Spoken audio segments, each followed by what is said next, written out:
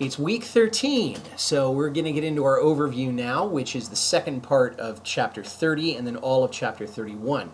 As you get into the latter half of chapter 30, there is a timeline of sorts on events that pertain specifically to Asian Americans.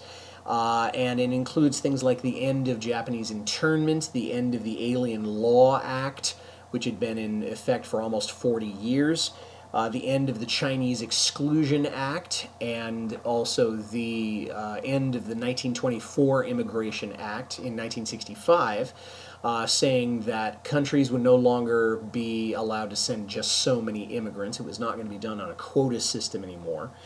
The 1988 repayment of funds to the survivors of the internment camps and the apology by President Reagan. Office holders that happen to be Asian American. It talks about March Fong Yu and Sam Hayakawa, among others. And then it does have some material also on Indian Americans, Filipino Americans, and Vietnamese Americans. Most of the attention for the rest of that chapter is on African Americans. And if it helps, you might want to look back at chapters 11 and 21 because there's some contextual things there that you might find helpful. One of the themes that they talk about in terms of contemporary African American history in California is how there seems to be a correlation between the low socioeconomic status of African Americans and the concentration that they had in terms of their living. So the urban areas, it does mention Watts and other places. And it also makes the assertion that African Americans have been a lot more active than other groups in their protests against racial discrimination. Maybe you think that's unique to California. Maybe you think it's something that was going on all over the country.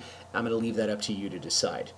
The book then goes into a little bit of California women, and I want you to think about the effects that are talked about on women since the end of World War II. We talk about the feminist movement and then also the rise of women to important offices in state government, and it also discusses some rise of women in corporate America and in corporations in California.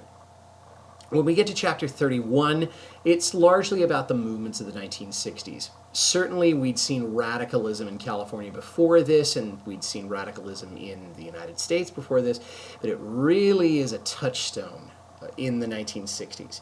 And you're going to see things like the free speech movement at Berkeley, and you're going to see the relationship of California radical movements to larger radical activities that were going on in other parts of the United States. A lot of that has to do with the war in Vietnam. Not all of it, but a lot of it does. And the book also discusses the amount of attention that the radicals got in California, and it makes the case that not all of that attention was positive. You may feel otherwise, but after you read, I'll let you make that evaluation. But it did, I think, to some extent, let's say, influence the view that people outside of California had of the state.